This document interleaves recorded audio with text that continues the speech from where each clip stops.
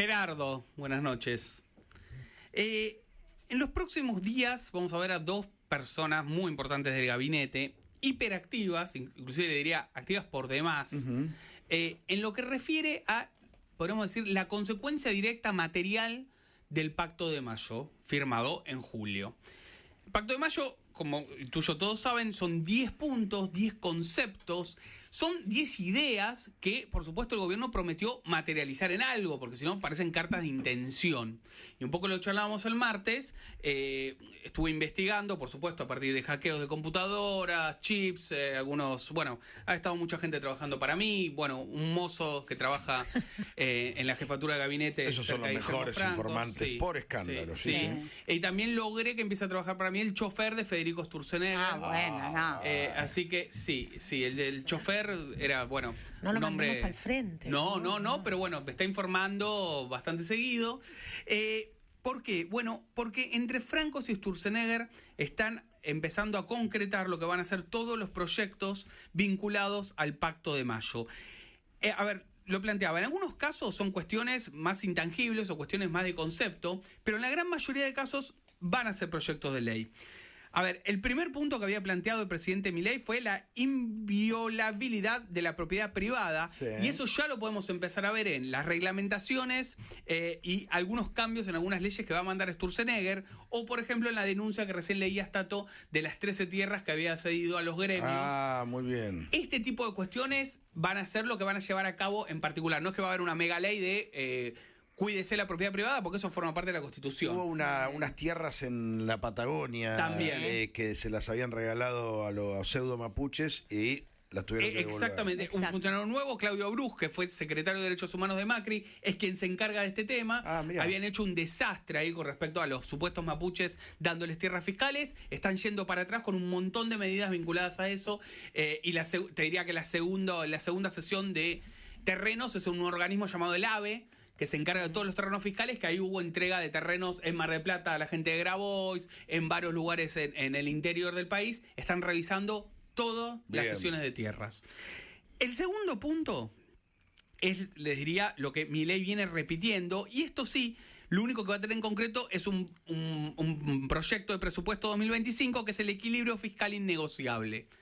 En esto estuvieron de acuerdo los 18 gobernadores. Hay un consenso mayoritario ya en la política argentina, un 70% de consenso, 80% de consenso sobre el tema del equilibrio fiscal. Inclusive hoy es debate dentro del kirchnerismo, ¿no? Hay sectores del kirchnerismo ya planteando que había que haber ido al modelo de Néstor Kirchner de superávit gemelos, entre comillas, superávit de balanza comercial, sí, y superávit en las cuentas públicas nacionales. Y el tercer punto, acá ya me quiero detener un poquito, y después, por supuesto, cuando después seguimos con el tema eventualmente, que te diría que es el tema más polémico que firmaron los 18 gobernadores, y cuando uno mira algunas provincias que firmaron, por lo menos se sorprende que lo hayan firmado. A ver. El tercer punto era la reducción del gasto público a niveles históricos en torno al 25% del Producto Bruto Interno. Hoy está en casi 40%. ¿Tanto? Sí, sería bajarlo a los niveles de hace 20 años aproximadamente. Hay que bajar 65 mil millones de dólares, y la última vez que estuvo un 25% fue en el 2004. De todos modos, no dice el plazo, ¿no? No, claro. Y acá hay un informe que elaboró Hernán Lacunza, que fue ministro de Economía, y que iba a ser ministro de Economía, por ejemplo, si ganaba Horacio Rodríguez Larreta, que en el estudio lo que marca son varias cosas. Primero, que donde más creció este volumen de gasto público fue en las dos presidencias de Cristina, y en especial con tres temas: subsidios a tarifas, el sistema previsional, que fue ampliado a gente que nunca había, por ejemplo, aportado al sistema jubilatorio, y acá viene el punto central, transferencias a provincias para personal. El incremento de personal en muchísimas de las provincias, muchas de las que firmaron, por ejemplo Santiago del Estero, bueno, fue impresionante. Y esas provincias también firmaron, con lo cual este ajuste va a tener que venir de Nación y también de las provincias que firmaron. Por eso es el lugar más complicado para llevar a cabo municipios. Y municipios también, sí. Sí, y además en las provincias tienen coparticipación interna. Por ejemplo, en la provincia de Buenos Aires hay coparticipación bonaerense. Claro, entonces los municipios reciben plata directa de la provincia de Buenos Aires, con lo cual es copa provincial también y copa nacional. Es un efecto cascada, ¿no? Bueno, esto lo firmaron los gobernadores. Algunas provincias les diría que es el tema más complicado. En el informe de Lacunza marca que el objetivo del 25% que se plantearon en el Pacto de Mayo, obviamente no es inmediato, que puede llegar a ser a 4 años, un número más cercano al 30%. Y en el plan que había armado la CUNSA con su equipo de economistas del PRO para el presunto presidente, puede ser Larreta o Patricia Bullrich, se habían planteado que este año haya una reducción del 4%. Milei va en ese camino. Con lo cual te diría a mitad de camino entre quienes firmaron y quienes no. Sigue en un ratito nomás la gente. Vamos a tomar, eran 10, habíamos tomado 3, tomamos 3 más de viabilidad y les voy a contar algo que va a pasar en las próximas semanas. Uno de los puntos que había pedido el radicalismo en su momento fue el tema educación. Hizo sacar la reforma política como uno de los ejes del Pacto de Mayo y colocó, que el gobierno terminó por supuesto tomándolo, una educación inicial, primaria y secundaria útil y moderna con alfabetización plena y sin abandono escolar. Puesto así, eso es una carta de intención. Sí. Pero en lo concreto, Federico Sturzenegger está trabajando efectivamente en mandar lo que fue una parte de lo que se sacó de la ley bases, la primera ley bases, en la segunda ley bases ya no había un capítulo educativo, y a la vez está trabajando en diputados, que seguramente ahora en agosto, a mediados de agosto, va a ser ley, la llaman medio en broma, medio en serio, la ley Finocchiaro, porque la impulsó el ex ministro de Educación Alejandro Finocchiaro. Y son dos cosas diferentes. Por un lado, lo que se va a plantear Sturzenegger es una reforma educativa, ya lo adelantó, y va a plantear por lo menos 3 ejes. Una reforma de las escuelas técnicas, la evaluación educativa por ley, hoy no es por ley, sino que lo maneja una subsecretaría del Poder Ejecutivo, pero que haya una ley que garantice la evaluación educativa de docentes y alumnos. Esto comenzó en la época de Esteban Bullrich, pero nunca se transformó en un proyecto de ley con consenso del Congreso. Y en tercer lugar, un tema que estaba en la ley bases, que era el examen al final del secundario para evaluar a todos los alumnos. Un examen obligatorio.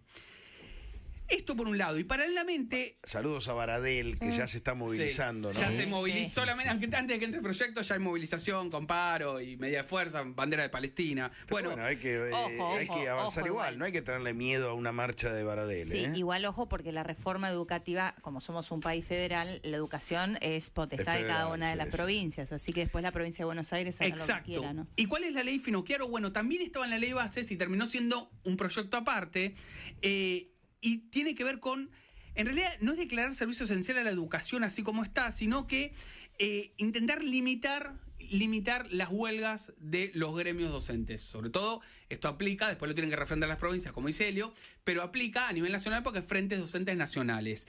¿Qué plantea el proyecto que ya se está tratando en comisión en diputados? Bueno, tiene que haber una guardia mínima del 30% de maestros en todas las escuelas los primeros 2 días de paro, que además esto obliga, y esto es conceptual, y me lo explicaban hoy, obliga a las directoras a abrir los colegios. Después puede que haya más o menos maestros que se adhieran a la medida de fuerza, pero cuando vos abrís la escuela, lo pibes están adentro de la escuela. Entonces, por ahí podés generar alguna actividad con muchos más alumnos, pero la escuela está abierta. No, y no le modificás la vida de la familia del chico. Hay el tema cuando está cerrada la escuela, sobre todo. La logística ya por lo menos se la solucionaste. Si vos sos madre, tenés 3 pibes, está la escuela cerrada, tenés que faltar el trabajo. Claro, sí o sí. Y a partir, les contaba, 30% garantizado de maestros en la escuela en los 2 primeros días de paro, que puede ser consecutivos o no, y en el tercero el 50%. ¿Qué había planteado el gobierno en la ley base? Es que sea del 75%. ¿Cuál era el problema que tenía eso? Que los gremios podían ir perfectamente a un juez y plantearle que era inconstitucional porque estaba estaba cercenando el derecho a huelga. Por eso acaba 30% y 50%. Por supuesto, esto después lo tienen que refrendar las provincias, pero por lo menos la idea de poder abrir las escuelas y que haya un mínimo de maestros ante un paro nacional, como ha hecho Cetera, de a miles o de a decenas, bueno, es un tema importante y forma parte del Pacto de Mayo. Bien. ¿Algún puntito más? Sí, vamos, uno de los puntos más importantes, y les decía, algunos que tienen viabilidad como y creo que no va a ir a ningún lado, pero lo pusieron, el gobierno lo puso, que es la rediscusión de la coparticipación federal de impuestos para terminar para siempre con el modelo extorsivo actual que padecen las provincias. Sí, que increíblemente no está firmada por el que más se beneficiaría con eso, que es por Axel Kicillof. Exactamente. Porque si hay una provincia perjudicada con la coparticipación federal, es la provincia de Buenos Aires. Exactamente, es la más perjudicada, la ciudad está muy cerquita, también Córdoba, también Santa Fe. Ahora, hay entre 6 y 7 provincias que firmaron que dependen exclusivamente de que no se modifique la coparticipación, porque entre el 80 y el 90% de sus ingresos responden a la nación y no a ingresos propios. Claro, Formosa, por ejemplo. Por ejemplo, bueno, Formosa justo no firmó, pero Formosa sería un caso absolutamente así.